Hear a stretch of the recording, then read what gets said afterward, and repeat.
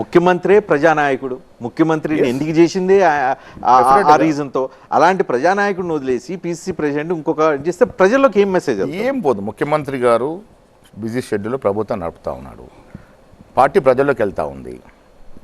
ఇది మళ్ళీ క్లారిటీ ఇస్తాను. ముఖ్యమంత్రి గారి సంబంధంతోనే, ముఖ్యమంత్రి గారితో చర్చించిన తర్వాతనే ఒక ముఖ్యమంత్రిగా వారి సహకారంతోనే పాదయాత్ర నడుస్తూ ఉంది.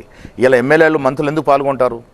ముఖ్యమంత్రికి పాదయాత్ర ఇష్టం లేదనుకోండి, మంత్రులు ఎమ్మెల్యేలు పాల్గొంటారు. దిస్ ఇస్ కాంగ్రెస్ పార్టీ కదా. కాంగ్రెస్ పార్టీలో ముఖ్యమంత్రి గారు స్వయంగా అందరు మంత్రులకు చెప్పడం జరిగింది, ఎమ్మెల్యేలు కూడా చెప్పడం జరిగింది, పాదయాత్ర విజయవంతం కావాలి. మీనాక్షి ఇది very close to Rahul Gandhi. ఎవరి మాట ఏందో, ఎవరిని పట్టించుకోరు. ఇంతకుముందు ఉన్న ఇన్ఛార్జీలని రకరకాల ఇన్ఫ్లుయెన్స్కి గురి చేశారు. ఈ ఇన్ఫ్లుయెన్స్కి గురి కాదు. ఇక్కడ జరుగుతున్న వ్యవహారాలన్నింటినీ నిఘా పెట్టిని ఢిల్లీ చేర్చడం కోసమే ఆమె వచ్చింది అని అంటారు. ఆ ప్రాసెస్లోనే ఆమె ఒక రిపోర్ట్ రాసింది, ప్రజల్లో వ్యతిరేకత ఉంది కాబట్టి ఇక్కడ పాదయాత్ర చేసి నేరుగా కేంద్ర కాంగ్రెస్ పార్టీని గ్రాస్ రూట్ ఉన్న ప్రజలకి కాంగ్రెస్ కార్యకర్తలకి లింక్ చేయాలి, దానికోసమే పాదయాత్ర, అందుకని ఇది ఇనిషియేట్ చేయబడింది అని చెప్పి అనుకుంటూ ఉన్నారు. మీనాక్షి విషయంలో కూడా క్లారిటీ ఇవ్వాలి.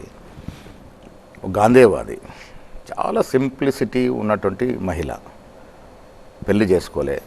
గాంధీ ఫ్యామిలీకే ఆమె జీవితం అంకితం, కాంగ్రెస్ పార్టీకి అంకితం. హానెస్టీ ఉంది, గ్రౌండ్ రియాలిటీ తెలిసినటువంటి మహిళ. ఎన్నో పాదయాత్రలు చేసింది గతంలో కూడా. ఇవాళ ఇన్ఛార్జ్గా రావడం నిజం కూడా రేవంత్ రెడ్డి గారికి నాకు సగం బలం వచ్చినట్టు ఆమె రావడం వల్ల. ఏది ఆశించదు, ఎందులో ఇన్వాల్వ్ కాదు, పార్టీ నిర్మాణం ధ్యేయంగా పనిచేస్తుంది. అటు ముఖ్యమంత్రి గారు, నేను కానీ, ఆవిడ కానీ, మా ధ్యేయం ఏంటి? 2028 ఎలక్షన్లో మళ్ళీ అధికారం రావాలి.